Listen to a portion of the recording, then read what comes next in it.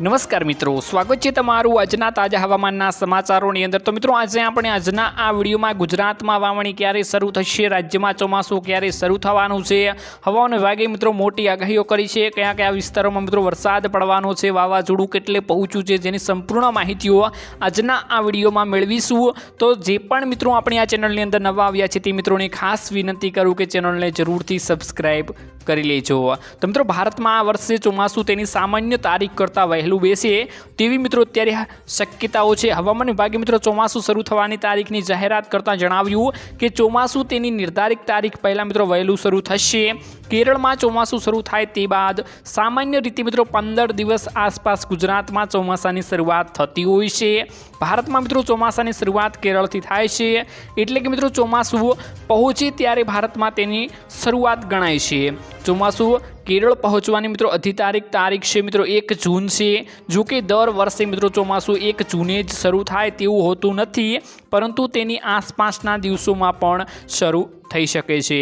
હાલની સ્થિતિ પ્રમાણે મિત્રો ચોમાસું આગળ વધી રહ્યું છે, અને જો સ્થિતિમાં જો કોઈ બદલાવ નહીં આવે તો ચોમાસું મજબૂત રીતે આગળ વધીને દેશમાં તેની વહેલી શરૂઆત કરી દેશે।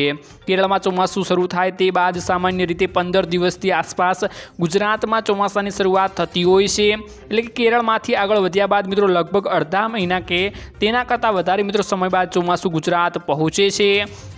જ્યારે મિત્રો ગુજરાતમાં આ વર્ષે ચોમાસું કેટલું વહેલું શરૂ થવાનું છે તેની માહિતીઓ મેળવીએ તો ભારતનો હવામાન વિભાગ દર વર્ષે મિત્રો ચોમાસું કેવું રહેશે તેના વિશે મિત્રો એપ્રિલ મહિનામાં પ્રથમ પૂર્વાનુમાન રજૂ કરતા હોય છે। આ સમય મિત્રો ચોમાસું ક્યારે શરૂ થાય તેની તારીખો જાહેર કરવામાં આવતી નથી। ખાસ કરીને જે બાદ મે મહિનામાં મિત્રો હવામાન વિભાગના ચોમાસાનો સંદેશ આપતા દેશમાં મિત્રો ક્યારે ચોમાસું બેસશે તે અંગેની તારીખોની આગાહી કરતા હોય છે।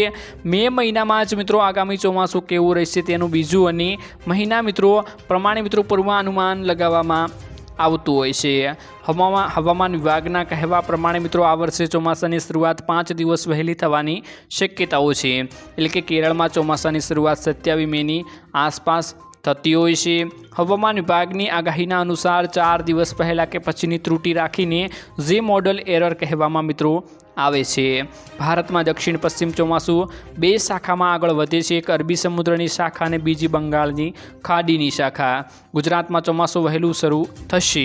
ખાસ કરીને મિત્રો ગુજરાતમાં ચોમાસું વહેલું શરૂ થાય, કેમ કે મિત્રો જૂન મહિનો અડધો પૂરો થાય તેની આસપાસ થતી હોય છે। જો કે ઘણી વખત 15 કે 20 જૂન બાદ પણ ગુજરાતમાં ચોમાસાની શરૂઆત થતી હોય છે।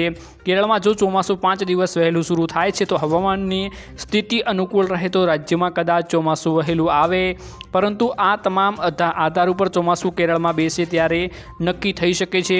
વર્ષ 2020નું મિત્રો 1 જૂન રોજ કેરળમાં ચોમાસાની શરૂઆત થઈ હતી, જ્યારે મિત્રો 2021માં 3 જૂનના રોજ, જ્યારે 22માં મિત્રો 29 મેના રોજ, 23માં મિત્રો 8 જૂનના રોજ અને 24માં મિત્રો 30 મેના રોજ કેરળમાં ચોમાસું પહોંચ્યું હતું। મિત્રો કેરળમાં ચોમાસા પહોંચ્યા બાદ ઘણી વખત એવું બન્યું છે કે આગળ વધતું અટકી જાય છે અથવા તો તે નબળું પડી જાય છે અને ઝડપથી આગળ વધી શકતું નથી। આવા સંજોગોમાં ગુજરાતમાં ચોમાસાની શરૂઆત મિત્રો મોડી થાય છે। ખાસ મોટું કારણ હોય ગુજરાતમાં ચોમાસું વહેલું બેસવાનું તો મિત્રો આ જ છે, કેમ કે તેની સિસ્ટમ નબળી પડી જાય ત્યારે મિત્રો ચોમાસું નબળું પડે ત્યારે ગુજરાતમાં ચોમાસું મોડું પહોંચે છે। તો આજના આ વિડીયોમાં મિત્રો આટલું જ હતું। મળીશું એક નવા વિડીયોની સાથે, ત્યાં સુધી મિત્રો વિડીયોને એક લાઇક કરી ચેનલને જરૂરથી સબસ્ક્રાઈબ કરી લેજો।